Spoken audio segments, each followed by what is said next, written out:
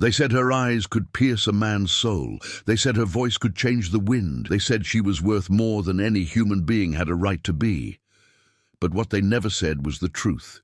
Charleston, 1851. The woman who would become the most expensive purchase in the history of the American slave trade was about to step onto that auction block, and nothing in the South would ever be the same. The morning broke cold over Charleston, South Carolina, though it was mid-August and the heat should have been oppressive. The slaves huddled in their holding pens at Ryan's Mart on Chalmers Street had learned not to question the strangeness that had settled over the city in recent weeks. The Ashley River had turned peculiar shades at twilight. Birds flew in patterns that made no sense. And whispers traveled through the slave quarters about a woman who had arrived 3 days prior, a woman who refused to speak her name. Thomas Calloway had been an auctioneer for 17 years, and he prided himself on maintaining composure regardless of what merchandise stood before him. He had sold children away from their mothers without flinching. He had separated husbands from wives with the efficiency of a butcher sectioning meat. But when he opened the door to holding cell number 7 that morning, his hand trembled on the iron latch. She sat in the corner, her back perfectly straight despite 3 days without proper rest. Her skin held an unusual bronze tone, neither the deep black of the coastal Africans nor the lighter shade of those born in the Caribbean, but it was her eyes that stopped him cold. They were pale, almost translucent grey, like looking through fog at something burning beneath. "Lot number 93, Calloway said, his voice catching. "Time to go. What are you thinking about this story? Your opinion is incredibly important to us. Please subscribe, leave a comment sharing your thoughts, and let us know if you're enjoying this tale. We truly value your feedback. It helps us create better content for you." She rose without a word, moving with a grace that seemed impossible given the heavy iron shackles around her ankles. As she passed him in the doorway, Calloway caught a scent like rain on hot stones, like something ancient and wild. He stumbled backward, and she paused. "You fear what you cannot name," she said softly, her accent strange and unplaceable. "But fear will not save you from what comes." Outside, the auction block had been erected in the courtyard, a raised wooden platform that had seen thousands of souls pass across its surface. The buyers had already begun to gather, wealthy plantation owners from across the Carolinas, Georgia, even as far as Louisiana and Mississippi. Word had spread that something unusual was being offered today, and the curious and the cruel had come in equal measure. James Rutledge stood among them, owner of Marble Gate Plantation, a 3,000-acre cotton empire that stretched along the Ashley River 15 miles north of the city. He was a practical man, not given to superstition or fancy. He had come to Charleston to purchase 2 field hands and perhaps a house servant if the price was reasonable. He had not expected the crowd. "What's all this about?" he asked Samuel Preston, a neighboring planter who stood fidgeting with his pocket watch. Preston's face had gone pale. "They say she came off a ship from nowhere, no manifest, no papers. The captain claimed she appeared in the hold 3 days out of port, standing among the cargo as if she'd always been there." "Nonsense," Rutledge muttered. "Someone's invented a mystery to drive up the price." "Perhaps," Preston replied. "But I've heard other things. They say she speaks languages no scholar can identify. They say she knew the names of men who questioned her, though she'd never met them. They say—" The murmur of the crowd died suddenly. Thomas Calloway had emerged from the holding building, and behind him came the woman. The chains clinked softly as she walked, the only sound in a courtyard that had fallen silent as a grave. She stepped onto the auction block without assistance, turning slowly to face the assembled crowd. The morning sun caught her face, and James Rutledge felt something shift in his chest, a sensation like the ground falling away beneath his feet. She was beautiful, but it was a beauty that inspired unease rather than desire. Her features were refined, aristocratic even, with high cheekbones and a straight nose that suggested noble lineage. But those eyes, Those strange, pale eyes seemed to look through each man present and find them wanting. Calloway cleared his throat. "Gentlemen, I present lot number 93. Female, approximately 25 years of age, healthy, no visible defects." His prepared speech faltered. "She gives her name as Sailor." "Where's she from?" someone called from the crowd. Calloway hesitated. "Origin unknown, but I assure you the sale is legal and proper." "What can she do?" another voice demanded. "Field work? House service?" Before Calloway could answer, the woman spoke. "I was not born to serve," she said clearly, her voice carrying across the courtyard with unnatural clarity. "I was promised to no man, yet here I stand in chains. Ask yourself why." A ripple of discomfort moved through the crowd. Slaves did not speak at auction. They did not address potential buyers with such directness, such absence of deference. "Quiet," Calloway hissed at her, but she did not acknowledge him. James Rutledge found himself stepping forward, drawn by something he could not name. "If you were promised to no man," he said slowly, "then to what were you promised?" She turned those pale eyes on him, and he felt the world narrow to just the two of them, the crowd fading to shadows. "To the freedom that was stolen from my people," she replied. "To the reckoning that comes for all men who build their wealth on suffering." "Enough!" Calloway snapped, panic rising in his voice. "Gentlemen, shall we begin the bidding? Do I hear $1,000? 2,000, Preston called out immediately, eager to move past the woman's strange pronouncements. 3,000, came another voice. James Rutledge stood frozen, his mind racing. Everything about this was wrong. The woman's bearing, her speech, the way she seemed to radiate something that made his skin prickle with awareness. He should walk away. He should leave this cursed auction and return to his plantation empty-handed. $5,000, he heard himself say. The crowd turned to stare at him. $5,000 was an astronomical sum for a single slave, more than many men paid for a house and land combined. "Mr. Rutledge," Calloway said, relief flooding his features. 5,000, do I hear 6? 7,000, came a voice from the back of the crowd. Augustus Whitmore, a planter from Louisiana known for his cruelty and his vast wealth, pushed his way forward. "I'll pay 7,000 for this one." The bidding had taken on a life of its own now, driven by pride and competition as much as by any practical consideration. The numbers climbed, 8,000, 10,000, amounts that made even the wealthiest men present shake their heads in disbelief. All the while, Seller stood motionless on the auction block, her expression unreadable. She did not look afraid. She did not look resigned. If anything, there was something like pity in her strange, pale eyes as she watched the men fight over the right to own her. $15,000, Rutledge called out, his voice hoarse. He did not know what drove him, what madness had seized his mind, but he knew with terrible certainty that he could not let this woman fall into Augustus Whitmore's hands. Silence fell. Whitmore glared at Rutledge, his jaw clenched. For a long moment it seemed he might bid higher still.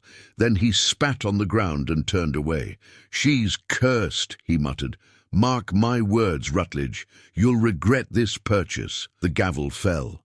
"Sold to Mr. James Rutledge of Marble Gate Plantation for $15,000. As the crowd dispersed, muttering about the extraordinary sum, Rutledge approached the auction block where Seller still stood. Up close, he could see that her skin held a faint luminescence, as if lit from within by some inner fire. "I don't know what you are," he said quietly, "but I will treat you fairly. You have my word." She looked down at him from the platform, and for the first time, something like emotion crossed her face. Sadness, perhaps, or was it recognition? "Words mean nothing," she replied softly.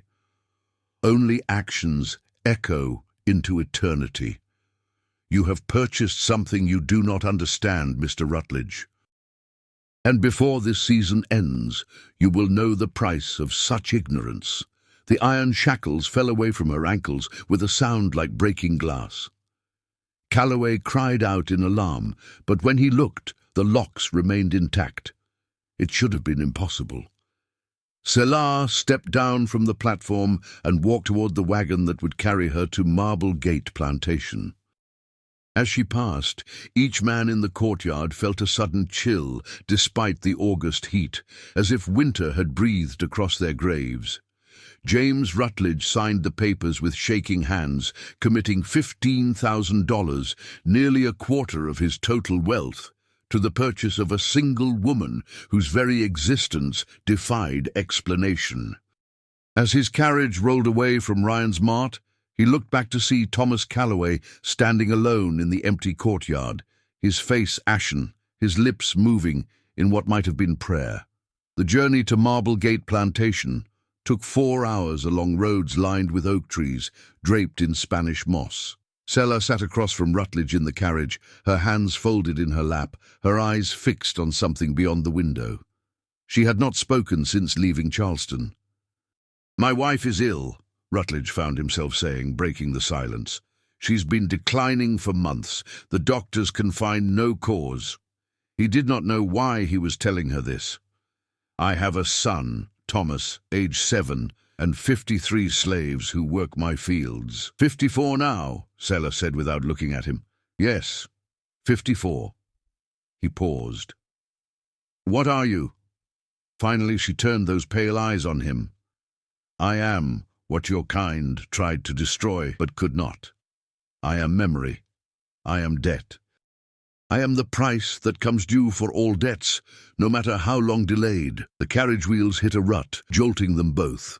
When Rutledge looked again, Selah had returned her gaze to the window, and he wondered if he had imagined the faint blue light that had flickered in her eyes. They arrived at Marble Gate as the sun began its descent toward the horizon. The plantation house stood 3 stories tall, white columns gleaming in the golden light, a monument to wealth built on the backs of enslaved people.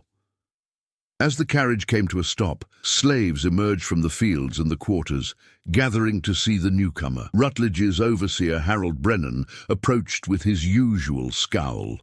He was a hard man, efficient and without mercy, exactly the kind of overseer that kept a plantation profitable. "This is the one you paid 15,000 for?" he said, looking Selah up and down with undisguised skepticism. "Mind your tone, Brennan," Rutledge warned.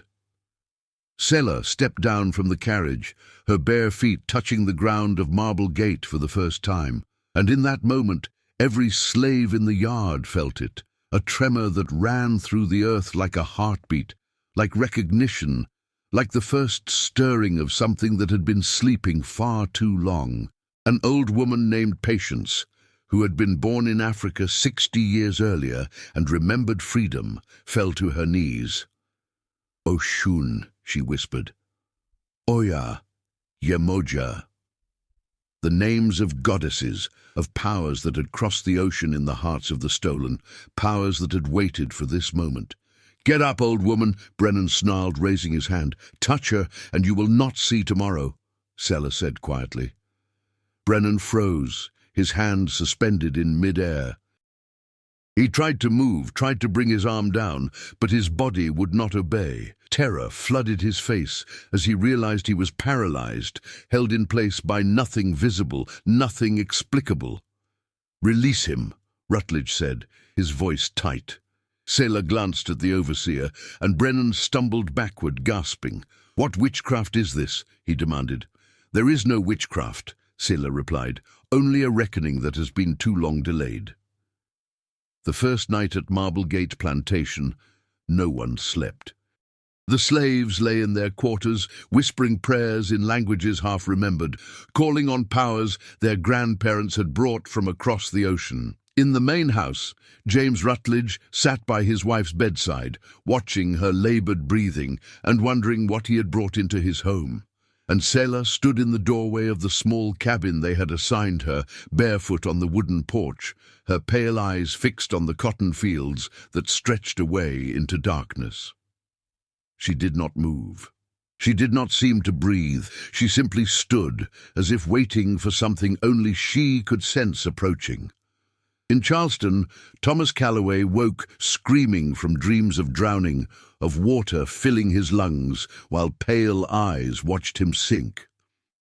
In Louisiana, Augustus Whitmore discovered that every slave on his plantation had vanished in the night, leaving only the echo of singing he could not quite hear, but knew would haunt him until his death. The moon rose full and bright over Marble Gate, and by its light the slaves who dared to look saw Sella raise her hands toward the sky, and from her fingertips blue fire danced. Margaret Rutledge had been a beauty once, before the fever that would not break, and the wasting that followed. Now she lay propped against pillows in the master bedroom, her skin translucent, her breathing shallow. The doctors had bled her, dosed her with mercury and laudanum, and finally admitted they did not understand her affliction. James had spent 3 months watching his wife fade, powerless to stop it. He had prayed. He had raged. He had thrown money at every charlatan and healer who promised a cure. Nothing helped. When dawn broke over Marble Gate on Sailor's second day, Rutledge found his wife sitting up in bed for the first time in weeks, her eyes clear and focused on the window. "There is someone in the garden," Margaret said, her voice stronger than it had been in months. "A woman. I've been watching her for hours." Rutledge moved to the window and looked down at the formal garden his wife had once tended with such care. Sailor stood among the roses, her hands moving in patterns he could not decipher, her lips forming words he could not hear. As he watched, the roses, which had withered and died as Margaret sickened, began to bloom. Tight buds unfurled into full flowers, their colours vibrant and impossible. "What is she doing?" Margaret whispered. "I don't know," Rutledge admitted. "I don't know what she is." By noon, Margaret was standing. By evening she was walking through the house with steady steps, her colour returned, her strength renewed. The household staff whispered among themselves, calling it a miracle. But they avoided looking at Sella, who had returned to her cabin and not emerged since the morning. Harold Brennan, the overseer, was not a man given to fear. He had broken rebellious slaves without hesitation, had separated families without remorse, had built his reputation on the ruthless efficiency with which he extracted labor from human property. But since the moment Sella had frozen him in place with nothing but her words, something had changed. He found himself unable to raise his whip. His hand would lift, would draw back to strike, and then would simply stop as if encountering an invisible wall. The slaves noticed. Within 2 days, productivity in the fields had not decreased, but the atmosphere had shifted. There was less terror, less submission. The songs they sang as they worked changed, becoming older, carrying rhythms that made Brennan's skin crawl. On the 3rd night, he went to Sela's cabin with a knife in his belt and murder in his heart. He would end this strangeness, this witchcraft that was undermining his authority. He would kill her and bury the body where no one would find it. He found her sitting on the porch steps, as if she had been waiting for him. "You cannot do what you came to do," she said, without turning to look at him. "Your hand will not obey your will. Your body knows what your mind refuses to accept." Brennan tried to draw the knife. His fingers would not close around the handle. He tried to step forward. His feet would not move. "What have you done to me?" he gasped. "Nothing," Sella replied, finally turning those pale eyes on him. "I have simply removed your ability to inflict suffering. The violence in your heart remains, but your body will no longer serve it. Consider it a gift." "You're a demon," Brennan whispered. "No," Sella said softly. "I am something far older than your demons. I am the accumulated weight of every prayer spoken by those you have tormented. I am the answer that was always coming, though it took centuries to arrive." Brennan fled into the night, and by morning he was gone. His few possessions remained in his quarters by the barn, but the man himself had vanished, as if he had never existed. Some said they heard him screaming in the woods beyond the plantation boundaries. Others claimed they saw him walking into the Ashley River at dawn, his eyes blank, his lips moving in silent conversation with something only he could see. James Rutledge did not mourn Brennan's disappearance. He had more pressing concerns. The cotton plants in the eastern fields, which should have been thriving in the late summer heat, had turned black overnight. Not the black of disease or drought, but a deep, absolute black, as if they had been burned by invisible fire. Yet when he touched them, they were cool and left a residue like charcoal on his fingers. "Sailor," he said when he found her at the edge of the blighted field, "did you do this?" She stood with her back to him, her hands at her sides, her head tilted as if listening to something he could not hear. "I did nothing," she said. "The land itself is responding. You have taken from it for generations without asking permission, without offering thanks. Now it remembers how to refuse." "This will ruin me," Rutledge said, desperation creeping into his voice. "Those fields represent thousands of dollars. Without the cotton, you will be merely wealthy instead of obscenely so." Seller interrupted, turning to face him. "Tell me, Mr. Rutledge, which concerns you more, the loss of money or the fact that you are beginning to understand what you have participated in all these years?" He wanted to argue, to defend himself, to explain that he was not like the cruel masters, that he fed his slaves well and rarely used the whip. But the words died in his throat because he saw the truth in her eyes. All the rationalizations, all the justifications, all the careful distinctions he had drawn between himself and the truly monstrous men who owned human beings meant nothing. He was complicit. He had always been complicit. "What do you want from me?" he asked finally. "I want nothing from you," Seller replied. "But the universe wants balance, and balance will be restored, whether you will it or not." That night, Margaret came to him in his study, where he sat staring at ledgers that no longer made sense. "She healed me," his wife said without preamble. "Whatever that woman is, whatever she's done, she gave me back my life." "At what cost?" Rutledge asked. Margaret was silent for a long moment. "Perhaps at the cost of our souls," she said finally. "Perhaps that is exactly the price we deserve to pay." In the slave quarters, something was changing. The people who had been beaten down, who had learned to survive by making themselves small and invisible, were beginning to remember who they had been before the chains. Old patients gathered the others in the darkness and told them stories her grandmother had told her. Stories of gods who walked the earth and righted wrongs. Stories of justice that came slowly but with terrible finality. "She is Oya," Patience said, her voice trembling with something between fear and exultation. "Goddess of the wind and the storm, goddess of transformation and rebirth. She has come to break our chains, but not in the way you think. She will not lead us to freedom. She will remake the world until freedom is the only possibility that remains." The younger slaves listened with wide eyes.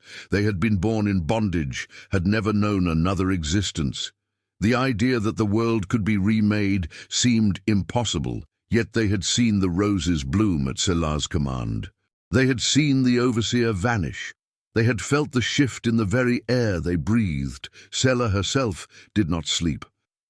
Each night she walked the boundaries of Marble Gate Plantation, her bare feet leaving prints that glowed faintly blue in the darkness. She whispered to the earth, to the trees, to the river that flowed past the property. And the land listened. The land remembered what it had been before men came with their instruments of bondage and their belief that everything could be owned. On the seventh night, the Ashley River began to glow. It started as a faint luminescence, barely visible in the moonlight. But by midnight, the water shone with an inner light, pale blue and eerily beautiful. Those who lived along its banks came to their windows and stared in wonder and terror. Those who dared to approach the water's edge and cup it in their hands found it warm, almost body temperature, and tasting of salt, though the river was fresh water. Men with scientific instruments came to take measurements and collect samples. They found nothing unusual in their tests, no explanation for the phenomenon. But those who drank from the river, who let the glowing water pass their lips, fell into deep sleeps and dreamed of a bronze-skinned woman with pale eyes who asked them a single question: "What price are you willing to pay for what you have stolen?" The dreams spread. Within 2 weeks, half of Charleston was waking in cold sweats, haunted by visions of accounts coming due. of debts that had been ignored for generations but could no longer be denied. Slave owners began to fall ill with mysterious ailments that no doctor could diagnose or treat. Their wives saw shadows in mirrors that did not match their reflections. Their children heard voices calling their names in empty rooms. And through it all, Selah walked the fields of Marble Gate, untouched and unmoved, waiting for the transformation she had set in motion to run its course. James Rutledge made a decision. He called together the 54 people he owned and told them they were free. He had the papers drawn up, legal documents of manumission that would allow them to leave Marble Gate and start new lives. He expected gratitude. He expected relief.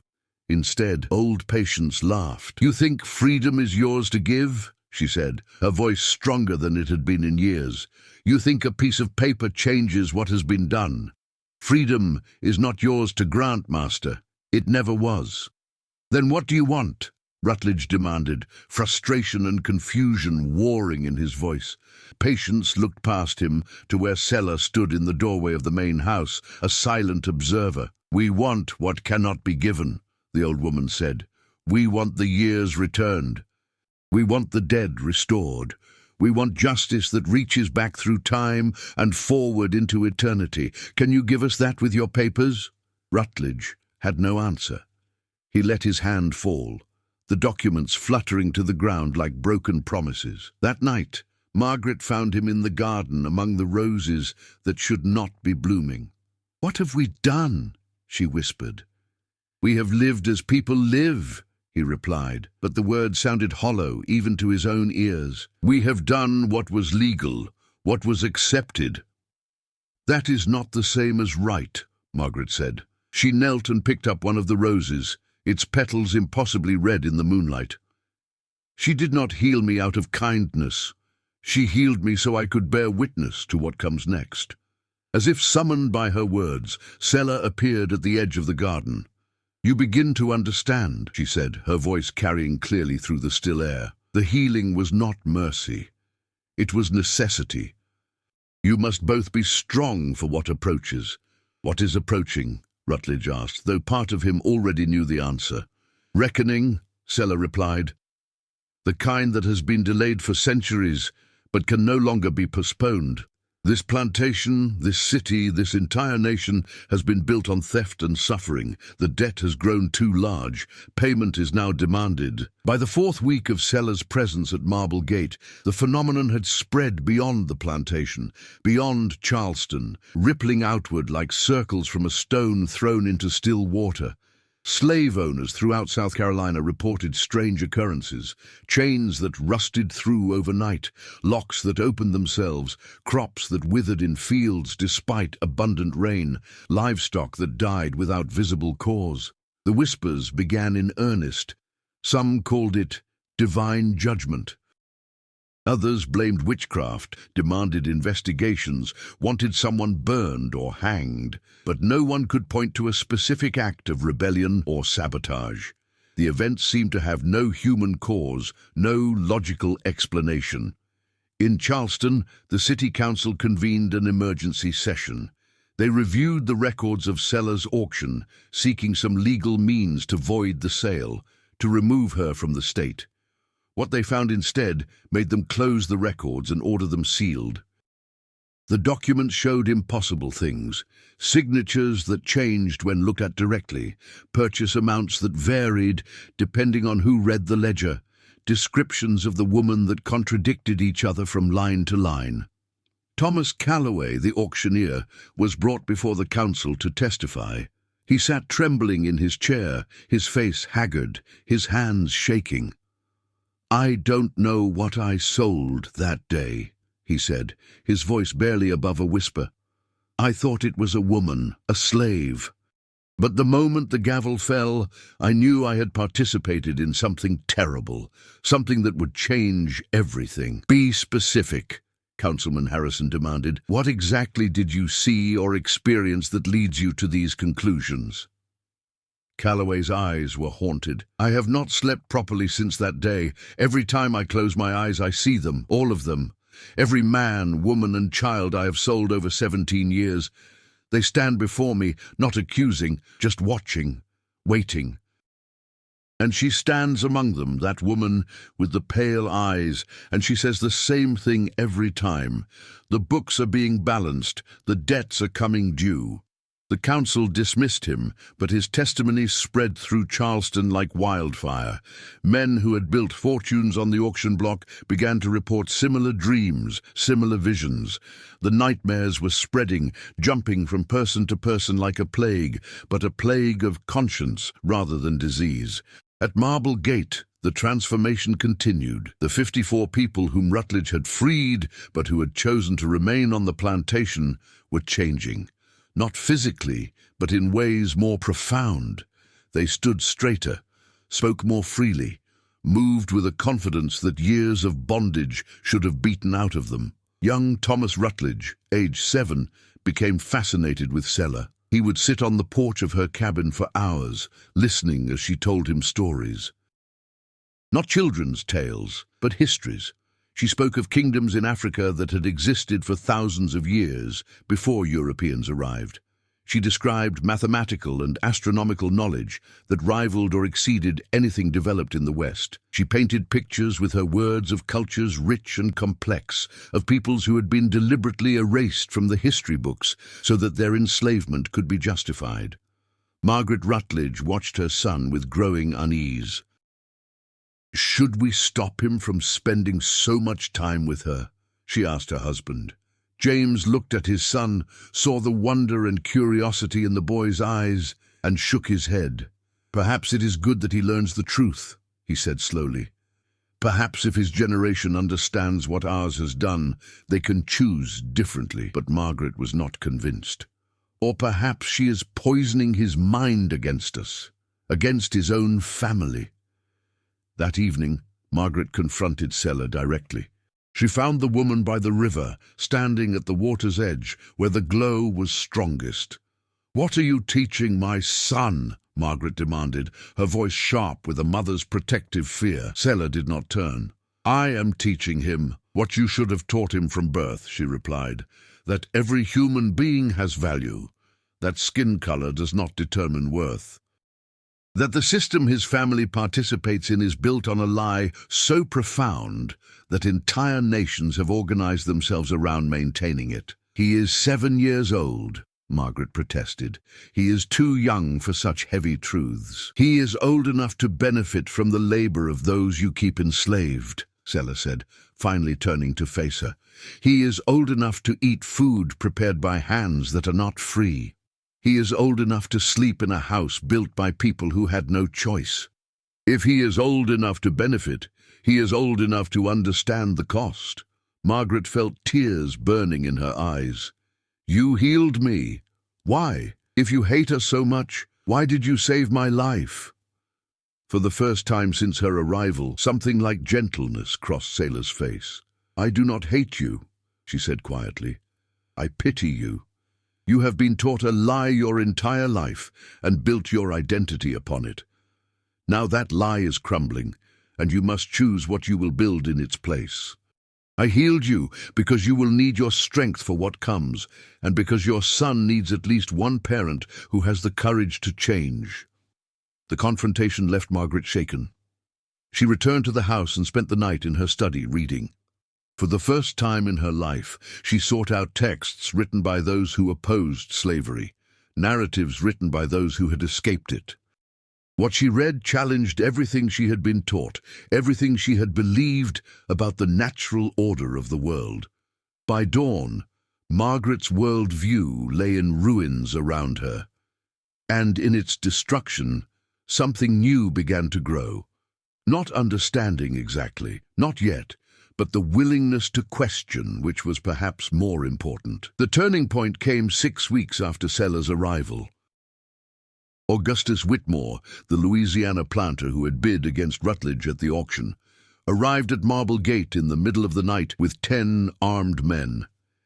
He had lost everything in the week since that day, his slaves freed by methods he could not explain, his wealth evaporating as if it had never existed. Madness had taken root in his mind, feeding on rage and the need for someone to blame. "Bring her out!" he screamed, standing in the front yard with a torch in one hand and a pistol in the other. "Bring out the witch, or I'll burn this entire plantation to the ground." James Rutledge emerged onto the front porch, his own rifle in hand. "Leave my property, Whitmore. You have no business here." "She has destroyed me," Whitmore snarled. "Everything I had, everything I built, gone because of her cursed presence in this world. I will kill her, and then perhaps the madness will stop." Before Rutledge could respond, Sella walked out of the darkness. She moved through the armed men as if they were not there, and though several raised their weapons, none could pull their triggers. She stopped 10 feet from Whitmore, her pale eyes reflecting the torchlight.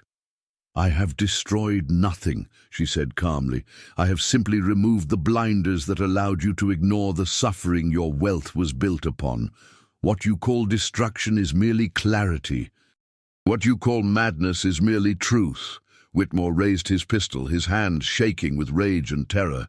"Devil," he whispered. "No," Sella replied. "I am far older than your devil.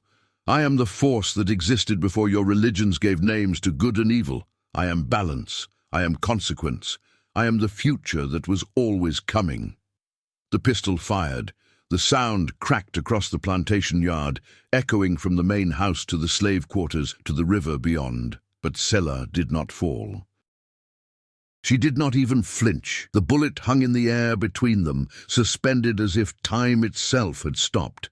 Every person present saw it clearly, the lead ball hovering motionless, caught in some impossible field that defied all natural law. Slowly, Sella reached out and plucked the bullet from the air. She held it up to the torchlight, examining it with mild interest. "This is what you put your faith in," she said. "Metal and violence. But there are forces in this world that such things cannot touch." She opened her hand, and the bullet fell to the ground, landing with a soft thud in the dirt. Augustus Whitmore's mind broke. He stood staring at her, his mouth opening and closing soundlessly, his eyes wide with horror that had transcended sanity. His men backed away slowly, then broke and ran, leaving their employer alone in the yard with his torch and his empty pistol. "Go home," Sella said gently, "or what remains of it. Live with what you have done, and if you have any humanity left, spend your remaining days trying to make amends for the suffering you have caused." Whitmore dropped the torch, dropped the pistol. He turned and walked away into the darkness, and those who saw him said he moved like a man already dead, just a body that had not yet realized it should fall. In the days following Whitmore's attack, the story spread. The woman who could not be killed. The woman who had stopped a bullet with nothing but her will. The woman who was systematically dismantling the institution of slavery not through rebellion or violence, but through something far more terrifying, by forcing those who participated in it to see clearly what they had become. More visitors came to Marble Gate. Some came out of curiosity. Some came seeking healing for ailments that physicians could not cure. Some came hoping to buy Sailor, to possess her power for themselves. All went away changed, whether they wanted to be or not. James Rutledge found himself torn between worlds. He had freed his slaves, but they remained on his land, working the fields not out of compulsion but by choice, sharing equally in the profits. The arrangement was unprecedented, scandalous, and surprisingly successful. Other planters whispered about him, called him a traitor to his race, to his class, to the Southern way of life. But his cotton, the small amount that still grew in the few fields that had not turned black, fetched premium prices. His household ran smoothly. His wife was healthier than she had been in years.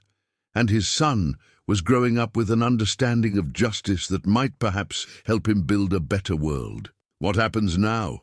Rutledge asked Sella one evening as they stood together watching the sun set over the Ashley River. The water still glowed faintly, a reminder of forces at work beyond human understanding. Now the change spreads, Seller replied, like ripples from a stone thrown into water.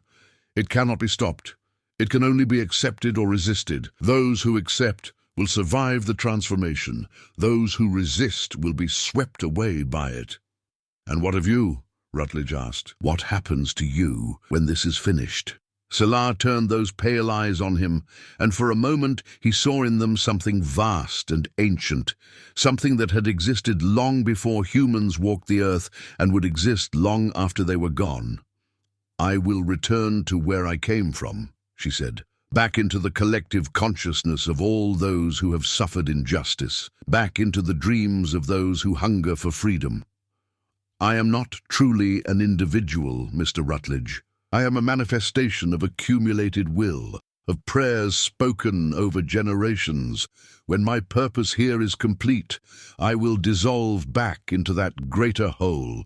The revelation should have comforted him, the idea that this disruption would end. Instead, it filled him with unexpected sadness. Then we will forget, he said. We will forget what you taught us and return to our old ways. Some will, Sailor agreed. But not all, and those who remember will teach others. Change is never complete in a single generation, but once begun, it cannot be entirely reversed. I am the beginning, not the end. What comes after will be determined by choices made by people like you, by your son, by all those who have seen clearly and must now decide what they will do with that sight. 3 months after her arrival at Marble Gate, Seller began to fade, not physically, but in some ineffable way. Her form seemed less solid, more translucent, as if she were becoming a memory, even while still present. Those who encountered her found it difficult to remember her face after she had gone, as if their minds could not quite hold on to the specifics of her features, but her influence only grew stronger. Across South Carolina, across the entire South, the strange phenomena continued and intensified. Plantations reported crop failures that defied agricultural explanation. Slave rebellions erupted with unprecedented coordination, as if some unseen force were organizing resistance across hundreds of miles. And the dreams, the terrible haunting dreams of accounts coming due, spread like an epidemic. In Charleston, a group of ministers came together to discuss what they called the spiritual crisis. Churches were packed with slave owners seeking absolution, demanding that their pastors explain how a just God could allow such afflictions. The pastors struggled to provide answers that did not undermine the theological justifications for slavery that had been preached from Southern pulpits for generations. Reverend John Whitfield, pastor of St. Michael's Episcopal Church on Meeting Street, was among the few who dared to suggest that what was happening might indeed be divine judgment. "We have built our prosperity on the backs of those made in God's image," he preached one Sunday morning in November. "We have ignored the commandment to love our neighbors as ourselves.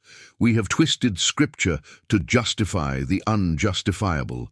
Is it any wonder that we now face consequences?" The congregation erupted in outrage.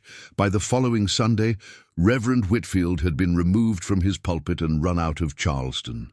But his sermon had been published in northern newspapers, and it sparked a firestorm of debate that could no longer be contained within the boundaries of academic discussion or polite disagreement. The country was moving toward a crisis, though most did not yet see it clearly.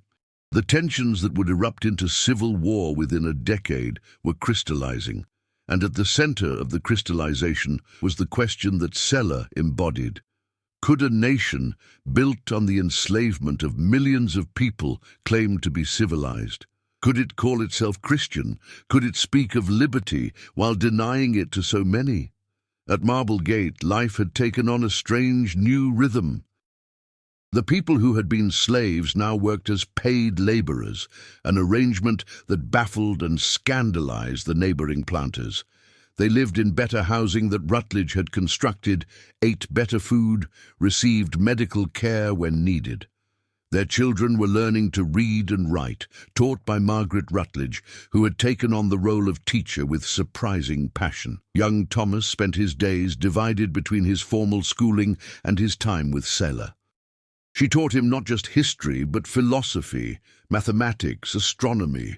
She showed him how to look at the stars and see patterns, how to understand that the universe was far larger and more complex than the small world of Charleston and its peculiar institution. "Why do people enslave each other?" Thomas asked her one afternoon as they sat by the river. He was 8 now, old enough to ask difficult questions and young enough to still expect truthful answers. Selah considered the question carefully. "Because they have convinced themselves that some people are less than human," she said finally. "Because greed is powerful and conscience is weak. Because it is easier to profit from suffering than to acknowledge that profit as theft." "But you're changing that," Thomas said with the confidence of a child who had seen miracles. "You're making it so slavery can't continue." "I am revealing what was always true," Selah corrected gently. "The evil of slavery existed whether people acknowledged it or not. I have simply removed the ability to ignore it, to rationalize it, to build pretty lies around it. What your people do with that clarity is not my choice. It is yours." "I would free everyone," Thomas declared. "If I had the power, I would free every slave in America." Selah looked at him with those pale eyes that seemed to see into his soul. "Freedom given is not the same as freedom taken," she said. "True liberation comes not from the master's benevolence, but from the slave's recognition of their own inherent right to liberty. I do not free people, young Thomas. I help them remember that they were never rightfully enslaved to begin with." That winter was the coldest anyone could remember in Charleston's recorded history. Snow fell where it rarely did, accumulating in drifts against the grand houses on the Battery, blanketing the slave markets in white that somehow made them look even more obscene. The Ashley River froze partially, something locals swore had never happened before, and the ice glowed blue at night, beautiful and terrible. James Rutledge's experiment in free labor proved successful beyond anyone's expectations.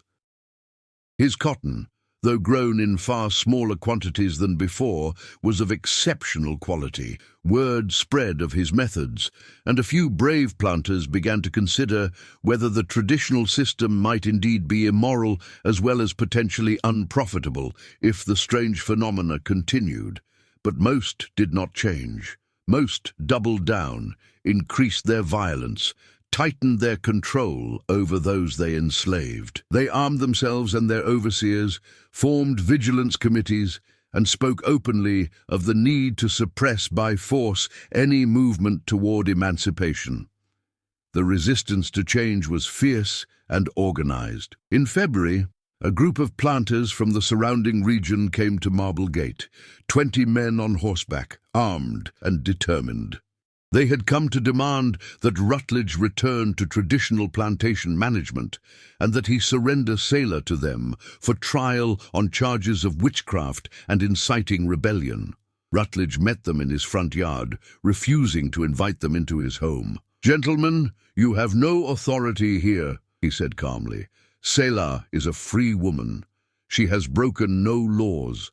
She has harmed no one." "She has cursed us," Nathaniel Bradley, the spokesman for the group, snarled. "Since she came to Charleston, nothing has been right. The natural order has been disrupted. She must be removed." "The natural order," Rutledge repeated slowly. "Tell me, Mr. Bradley, what is natural about men owning other men? What is natural about tearing children from their mothers' arms to sell them like cattle? What is natural about building an entire economy on stolen labor and stolen lives?"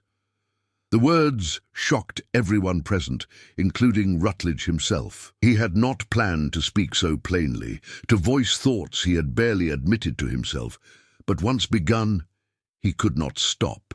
"We have called it natural because it profited us," he continued. "We have called it ordained by God because that allowed us to sleep at night. But it is neither natural nor divine. It is simply evil, and Selah has not cursed us.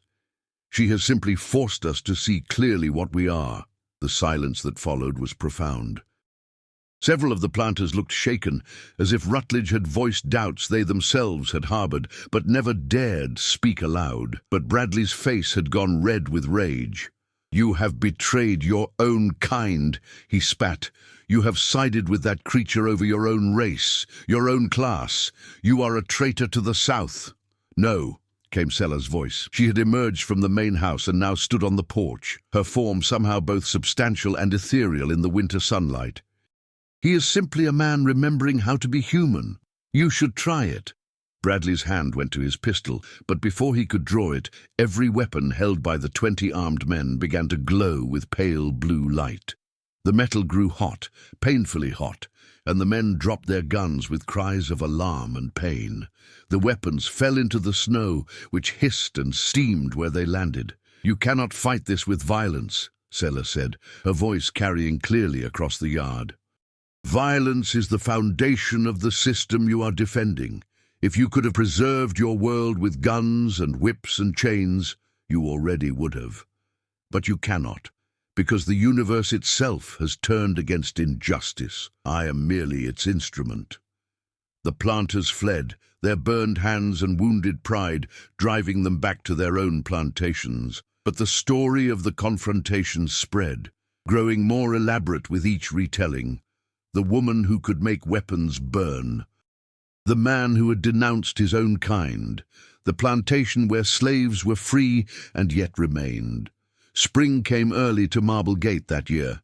The fields that had turned black in August began to recover, not with cotton, but with other plants, food crops that could feed people rather than enrich them. Rutledge had decided, with Margaret's full support, to transform the plantation into a farm operated by free people working for fair wages. It would not make them as rich as cotton had, but it would allow them to look at themselves in mirrors without flinching. It would give young Thomas a legacy he did not have to spend his life apologizing for. The 54 people who had chosen to stay at Marble Gate were thriving. They had built a small community within the plantation, with their own governance structures, their own schools, their own churches, where they blended Christianity with the African spiritual traditions that had survived the Middle Passage. Old Patience had become a leader among them, her wisdom respected, her memory of Africa a treasure to the younger generations. "What will you do when she leaves?" Patience asked Rutledge one afternoon as they watched the former slaves, now free laborers, planting vegetables in fields once devoted to cotton. "I don't know," Rutledge admitted.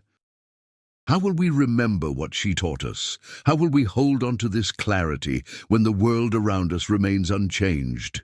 Patience smiled, her face creased with age and wisdom. "She is not teaching you something new," the old woman said. "She is reminding you of what you always knew but chose to forget. That knowledge does not leave when she does. It becomes part of you if you let it." By summer, Selah had become translucent. When the sunlight hit her at certain angles, it passed through her as if she were made of glass.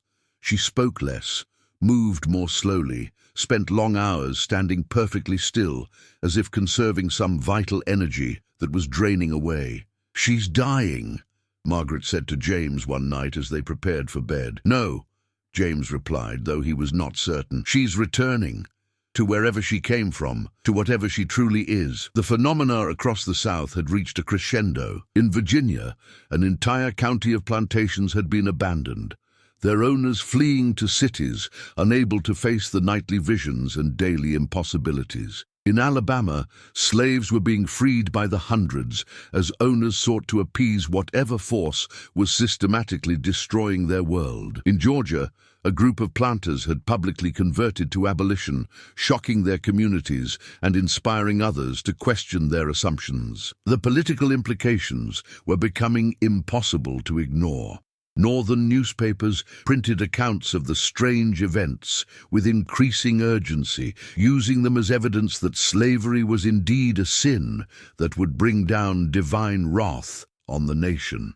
Southern politicians denounced the stories as Yankee propaganda, even as their own constituents whispered fearfully about the things they had witnessed. In Charleston, Thomas Calloway, the auctioneer, appeared at Marble Gate one afternoon. He looked 20 years older than he had at Sellers' auction 9 months earlier. His hair had gone entirely white. His hands shook constantly, but his eyes held a clarity that had been absent before. "I've come to ask her forgiveness," he said to Rutledge, "for all the souls I sold, for all the families I tore apart, for the profit I made from misery." Rutledge led him to where Sailor sat by the river. Up close, Calloway could see how faded she had become, how the light passed through her. But her pale eyes were as penetrating as ever when she turned them on him. "I cannot forgive what was not done to me," Sailor said quietly. "Seek forgiveness from those you harmed, if you can find them. And if you cannot, then live differently, make different choices. That is the only absolution that matters." "Will the nightmares stop?" Calloway asked desperately. "The visions of all those I sold, will they cease?" "No," Sailor replied. "They will remain with you until you die. That is not punishment, that is memory, that is conscience. Learn to bear it with grace, and perhaps it will transform you into something better than you were." Calloway wept then, great shaking sobs that seemed to come from the deepest part of his soul. When he finally composed himself and left Marble Gate, he walked differently, as if a great weight had settled onto his shoulders, but somehow made him stronger for bearing it. Others came in those final weeks. Slaves from nearby plantations who had heard stories of the bronze-skinned woman with pale eyes, free blacks who had escaped north but felt called to return and witness what was happening, even a few planters who came seeking understanding, hoping that Seller could explain to them how to live with what they had done. To each, Seller gave the same message in different words. The reckoning is here. The bills are coming due. How you respond to this moment will determine not just your own fate, but the fate of the nation. Choose wisely. Young Thomas spent every possible moment with her as she faded. At 9 years old, he understood that he was witnessing something extraordinary, something he would remember and speak of for the rest of his life. He asked her questions about everything, trying to absorb as much knowledge as he could before she vanished. "Will the world truly change?" he asked her one afternoon. They sat together by the river, her form so translucent now that he could see the water through her body. "Will slavery end?" "Yes," Sailor said, "but not quickly, not peacefully. The investment in injustice is too great. Too many people have built their identities, their fortunes, their entire understanding of the world on the foundation of slavery. They will fight to preserve it, and that fight will tear this nation apart." "A war?" Thomas asked, his eyes wide. "A terrible one," Seller confirmed. "More terrible than you can imagine. It will come within a decade. It will cost hundreds of thousands of lives. But from that bloodshed will emerge a new possibility. Not justice, not yet, but the first true steps toward it." "How do you know?" Thomas whispered. Sailor smiled, a gesture that somehow conveyed both sadness and hope. "Because I am not bound by linear time as you are. I exist across moments, experiencing past and future as a single now. I have seen the war that is coming. I have seen the century of struggle that will follow it. I have seen the long, painful march toward a justice that your nation has not yet earned, but might one day achieve." "Will we survive it?" Thomas asked. "My family." "That depends on the choices you make," Seller replied. "The path forward requires courage. It requires accepting loss. It requires standing for what is right, even when it costs everything. Your father has begun that journey. Whether he and your mother can continue it through the coming storm, I cannot say." In Charleston, the authorities had finally decided to act. A warrant was issued for Seller's arrest on charges of witchcraft, inciting rebellion, and disturbing the peace. A detachment of 30 armed men was dispatched to Marble Gate with orders to bring her to the city for trial. They arrived on a hot August afternoon, exactly 1 year after Sellers' auction. James Rutledge met them at the gate, his rifle in hand, but before he could speak, before any confrontation could begin, the men's horses stopped moving, simply stopped, as if turned to statues, their legs frozen mid-step. "You cannot take her," came a voice. Old Patience emerged from the main house, followed by all 54 of the free laborers. They formed a line between the soldiers and the house where Seller rested. "She belongs to no one. She answers to no law but the highest one."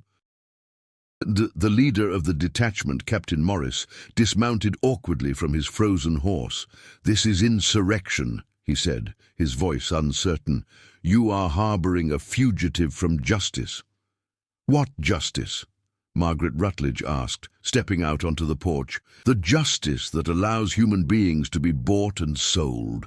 The justice that tears families apart for profit.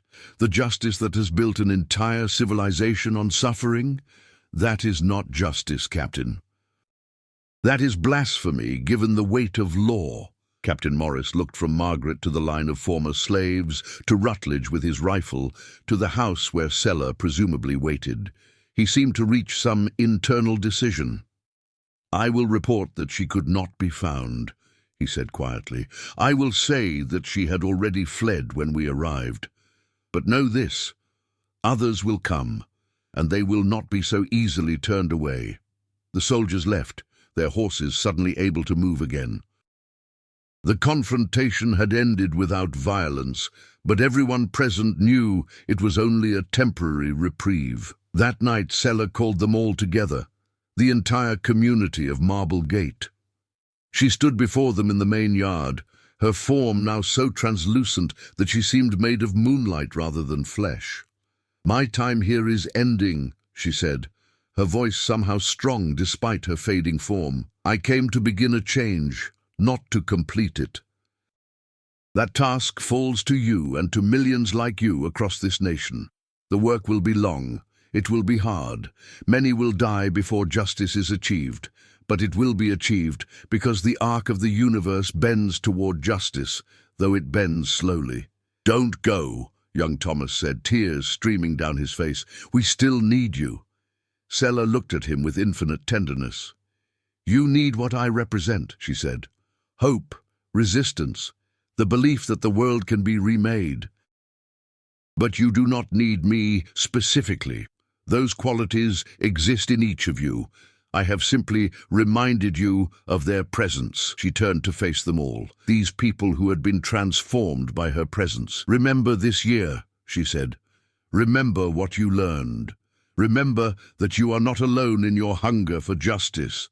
And when the darkness comes, and it will come, hold fast to what you know to be true. The world can change. People can change. And every act of courage, no matter how small, contributes to that change." The next morning, Selah was gone. Her cabin stood empty, the door open, nothing inside but a faint scent of rain on hot stones. The Ashley River had stopped glowing during the night, returning to its normal muddy brown. The phenomena across the south began to diminish, though they did not cease entirely. James Rutledge found a letter on his desk, written in handwriting he did not recognize, but knew must be Sellers. It contained only a few lines. "You have begun the work. Do not stop now. Teach your son well. Love your wife deeply. Treat all people with the dignity they deserve. The reckoning I began will continue with or without you. Make sure you are on the right side when it comes to its conclusion." The letter was signed not with a name, but with a symbol. An ancient mark that looked like water and wind and fire all at once. In the months that followed, life at Marble Gate settled into its new pattern. The free laborers continued their work, building a community that served as an example to others.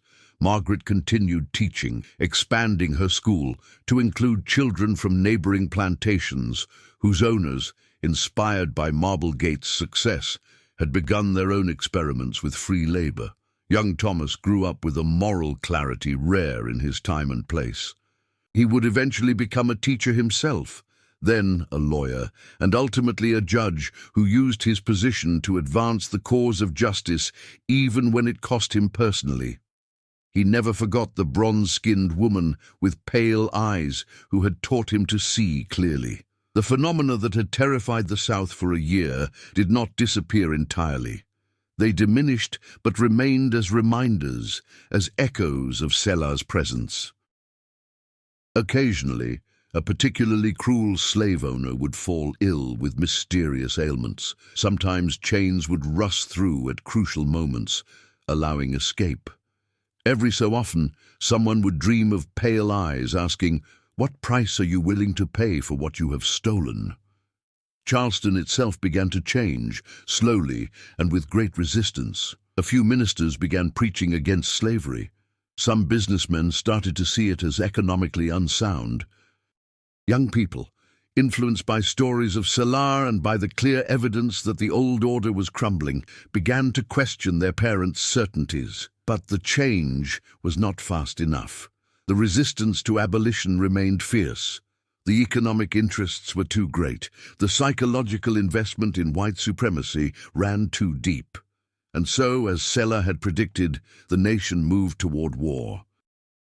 10 years after Selah's disappearance, Confederate guns fired on Fort Sumter, beginning the Civil War that would tear the nation apart. The conflict was as terrible as she had foreseen, lasting 4 years and costing over 600,000 lives. But from that bloodshed emerged the 13th Amendment, formally abolishing slavery throughout the United States. James Rutledge survived the war, though Marble Gate suffered significant damage. He spent his remaining years helping the newly freed people establish themselves, using his influence and resources to support Reconstruction efforts. He died in 1872, at peace with his conscience in a way he never could have been before Selah's arrival. Margaret Rutledge lived into her 80s, continuing to teach until her health failed. She wrote a memoir in her final years, detailing her transformation from a slave owner's wife to an advocate for racial justice. The manuscript was not published during her lifetime, but it was rediscovered in the 1920s and became an important historical document. Thomas Rutledge, true to the education Selah had given him, became one of the most important civil rights advocates of the late 19th century. He used his position as a judge to strike down discriminatory laws, to protect the rights of freed slaves, and to advance the cause of racial equality. He never spoke publicly about Selah, knowing his testimony would be dismissed as fantasy, but he thought of her often, especially in moments of difficulty, and drew strength from the memory of her unwavering commitment to justice. The people who had been enslaved at Marble Gate and were freed before the war fared better than most. They had education, experience with managing their own affairs, and land that Rutledge had legally transferred to them. They built a prosperous community that lasted for generations, serving as a beacon of what was possible when people were given genuine freedom and opportunity. Old Patience lived to see emancipation, dying at age 93 in 1866. On her deathbed, she spoke of Selah to her great-grandchildren. "She was not a person," Patience said. "She was a force. She was every prayer we ever prayed for freedom made manifest. She was the universe finally responding to the cries of the suffering. And though she came and went, what she awakened in us remains." The story of Selah spread through oral tradition in African American communities across the South. Each telling was slightly different, embroidered with local details and personal interpretations. But certain elements remained constant. The woman with bronze skin and pale eyes, the auction where she was sold for an impossible sum, the year she spent at Marble Gate transforming all who encountered her, and her disappearance as mysteriously as she had arrived. Some claimed she had never existed at all, that she was simply a legend created to give hope during the darkest years of slavery. Others insisted they had relatives who had met her, who had been healed by her, who had witnessed her miracles.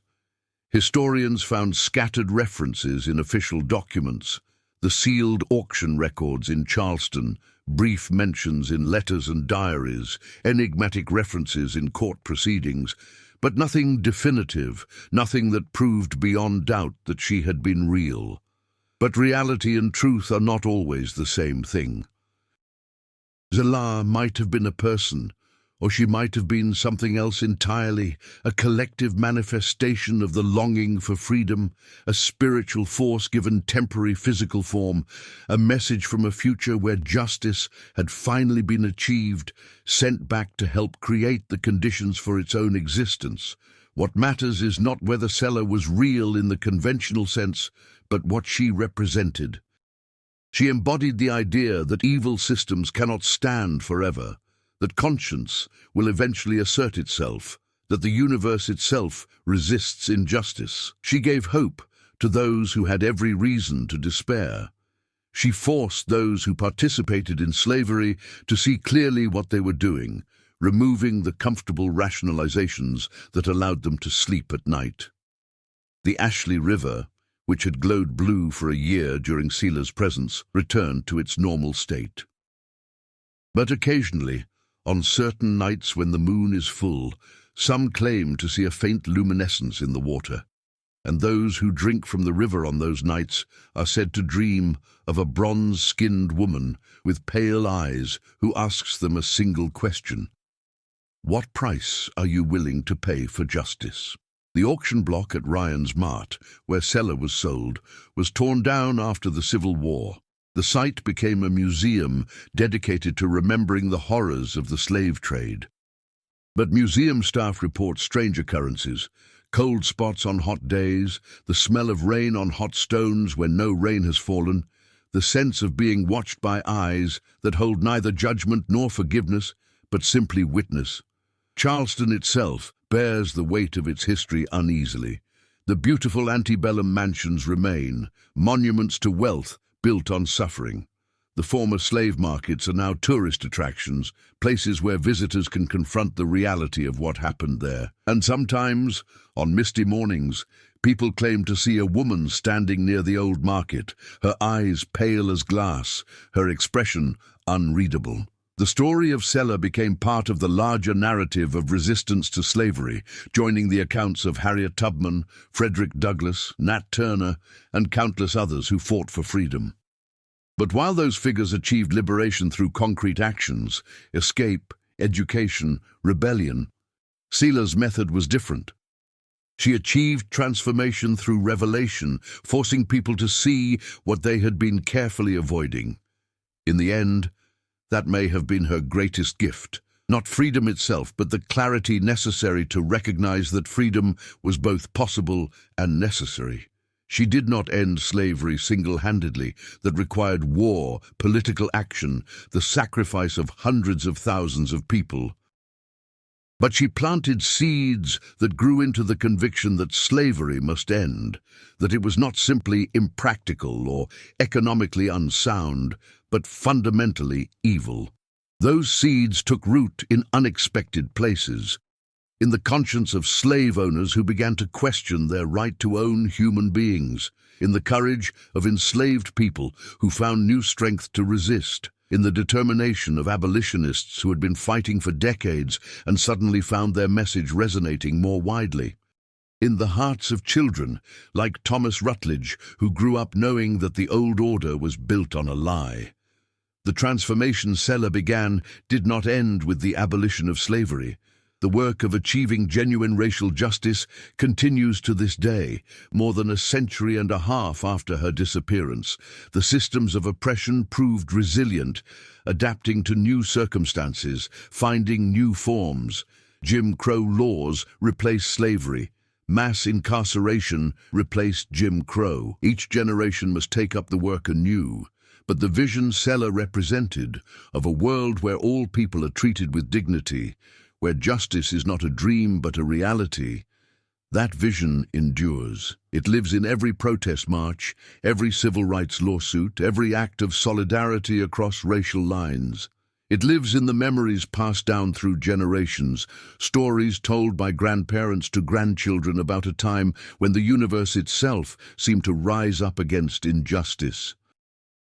The records of Seller's auction remain sealed in Charleston's archives, available only to researchers who sign extensive agreements and promise not to reproduce certain portions. Those who have seen the documents report that the pages change depending on who reads them, that different viewers see different details, that the truth of what happened that August day in 1851 seems to resist being fixed in any single narrative. Perhaps that is as it should be. Perhaps Seller's story is meant to be fluid, adaptable, taking the form necessary for each generation that encounters it. Perhaps she was never one thing but many things simultaneously, a person and a symbol, a historical figure and a myth, a temporary manifestation and an eternal principle. What cannot be disputed is the impact of that single year when she walked the earth. Lives were changed, minds were opened. The trajectory of history was bent, however slightly, toward justice. And in a world that often seems resistant to change, that is no small thing. The legacy of Marble Gate Plantation stands as testament to what is possible. The land is now a community farm, operated collectively by descendants of those who were once enslaved there. They grow food, teach sustainable agriculture, and maintain a small museum dedicated to telling the full story of the plantation, including the year when a mysterious woman named Seller lived there and changed everything. Visitors to the museum can see the cabin where Seller stayed, carefully preserved. They can read Margaret Rutledge's memoir. They can see Thomas Rutledge's legal papers advancing civil rights. They can walk the fields where cotton once grew and food crops now flourish. And on the final wall of the museum, they can read the words Thomas Rutledge wrote shortly before his death. "She taught me that the world is not fixed, that what seems permanent can be changed, that justice is not a gift bestowed by the powerful, but a right inherent in every human being. She taught me to see clearly, and having seen, I could not look away. That is her gift and her curse, the clarity to recognize injustice and the responsibility to fight it for the rest of your life." The story ends where it began, at the river. The Ashley River flows as it always has, carrying water to the sea, indifferent to human drama. But those who know the story of Selah cannot look at that river without remembering the year it glowed blue, the year when something extraordinary walked among ordinary people and reminded them of truths they had forgotten. They bought her body at auction, paying $15,000 for what they thought was property. But what they purchased was their own transformation. They awakened a force that could not be contained, that spread across the South and eventually across the nation. They paid for her in gold and received judgment. They sought to own her and instead were owned by the truths she forced them to confront. Selah, the woman who was promised to no man. Selah, who spoke with the voice of accumulated suffering. Selah, who embodied the reckoning that had been delayed for centuries but could no longer be postponed. She came, she transformed, she vanished. But what she set in motion continues still. On misty Charleston mornings, when the light is just right, some say you can still see her, standing near the old market, her eyes pale as fog, watching the city that sold her. She does not speak, she does not accuse, she simply stands as witness to what was and what might yet be. The most expensive slave woman ever sold in the South, the mystery they tried to erase from history, the legend that refused to die. They swore to conceal the truth of what happened that year. But truth, like water, finds its way around all obstacles. And so, her story survives, passed down through generations, adapted and retold, but always carrying the same essential message. Freedom cannot be given. It can only be recognized as the birthright it always was. Justice cannot be delayed forever. And the universe, for all its apparent indifference, ultimately sides with those who suffer unjustly. It may take years or decades or centuries, but the reckoning comes. Selah was its herald. We are its inheritors, and the work is not yet done.